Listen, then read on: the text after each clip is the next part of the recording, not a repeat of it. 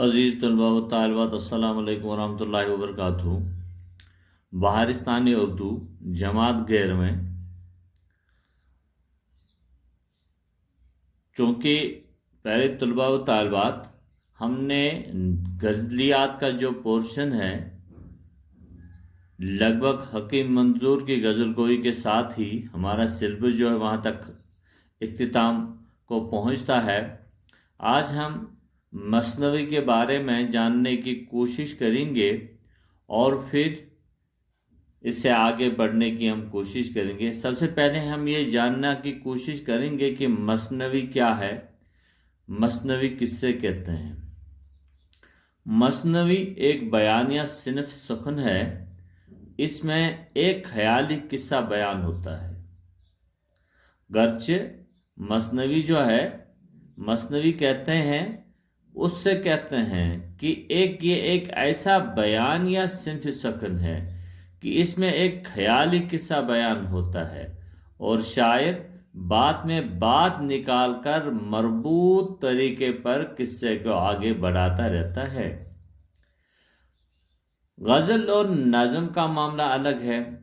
مثنوی نگار کو قلم چلانے سے پہلے قصے کا مکمل نقشہ ذہن میں رکھنا ہوتا ہے۔ اس میں مستقل مزاجی واقعات کی ترتیب، ربط و باہم اور قادر الکلامی بہت ہی ضروری ہے۔ زبان اور الفاظ سادہ ہونا چاہیے اور ایسا نہ ہو کہ پڑھنے والا الجھ کر رہ جائے۔ غزل کی طرح اشعریہ اور کنایہ اور رمز سے کام نہیں چلتا ہے۔ مثنوی میں غزل کی طرح کنایہ، اشعریہ اور رمز سے کام نہیں چلتا ہے، بلکہ بات صاف اور سادہ، دل نشین اور مربوط ہونی چاہیے۔ واقعہ، قصہ کچھ بھی ہو، مگر کردار نگاری، منظر کشی واضح ہونی چاہیے، پیچیدگی سے پاک اور ڈرامائی عنصر سے گریز، اور ایک دوسرے سے مربوط ہونی چاہیے۔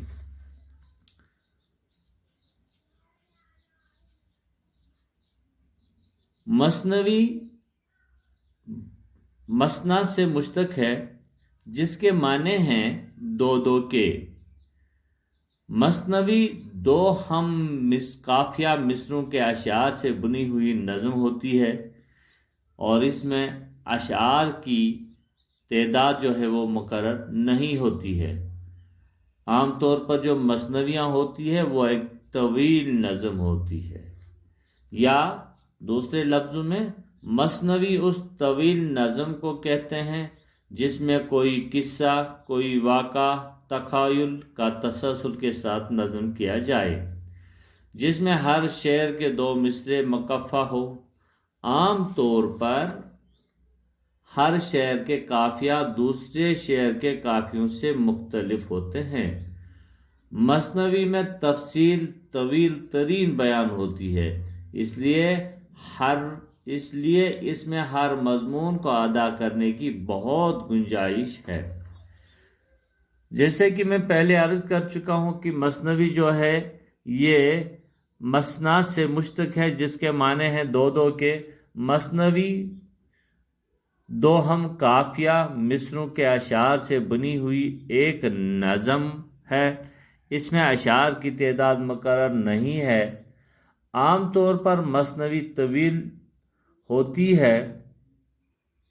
اس میں عاشقی یا جنگ کے علاوہ صوفیانہ، فلسفیانہ موضوعات بھی بیان کیے جا سکتے ہیں۔ مثنوی کے لیے لازمی ہے کہ سب سے پہلے جو ہے حمد لکھی جائے اور اس کے بعد اصلی مقصد بیان کیا جائے۔ اردو میں مثنوی کے لیے جو ہے وہ ہے 7 بحریں مقرر ہیں۔ غزل اور قصیدہ کی طرح اس میں بھی قافیہ کی پابندی ہے۔ اس میں رزم و بزم، جیسے کہ میں پہلے عرض کر چکا ہوں، رزم و بزم، اس میں حسن و عشق کی داستان، اس میں تصوف، فلسفہ، غرض ہر قسم کے مضامین اس میں آ جاتے ہیں۔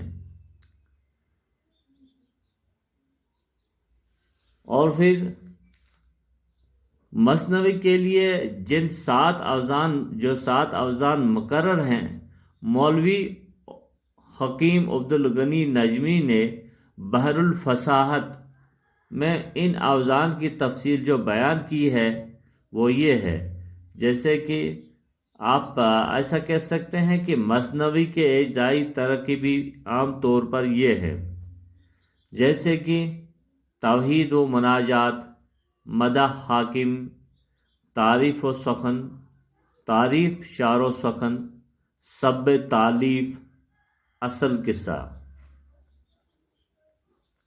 چونکہ مثنوی کی تاریخ جو ہے، اردو میں مثنوی لکھنے کا سلسلہ جو ہے وہ دکن سے شروع ہوا ہے، یعنی کہ دکنی اردو میں آغاز ہی سے مثنویاں ملنا شروع ہو جاتی ہے۔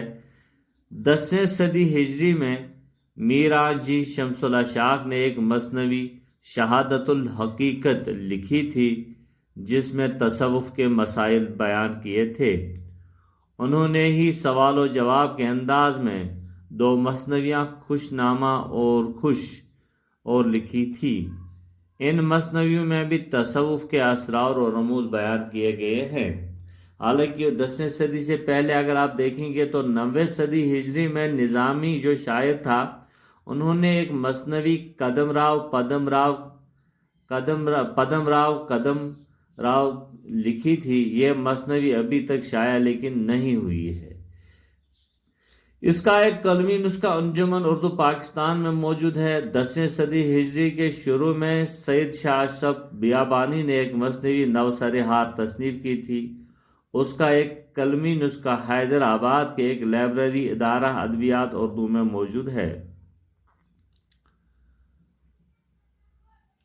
چونکہ اردو میں مثنوی لکھنے کا سلسلہ جو دکن سے ہی شروع ہوا ہے، دکنی اردو شعراء نے مختلف موضوعات پر مثنویاں لکھی ہیں، جن میں شاہ میران جی کی خوش نامہ جو میں نے ابھی کہا ہے، شاہ برہان الدین کی وصیت الہادی مذہبی مثنویاں ہیں، گواسی کی سیف الملوک و بدیع الجمال اور ابن نشاطی کی پھول بن کے علاوہ تاریخی مثنویاں بھی لکھی گئی ہیں۔ جہاں تک شمالی ہند کا تعلق ہے تو شمالی ہندوستان میں اردو شاعری کے ارتقاء کے ساتھ ساتھ مثنوی نگاری کا بھی ارتقاء ہوا ہے، اور شروع سے ہی شاعروں نے مثنویاں لکھی ہیں۔ اسماعیل امروہی نے 17ویں صدی کے اختتام پر وفات نامہ، بی بی فاطمہ اور معزہ ناز کے نام سے 2 مثنویاں لکھی ہے۔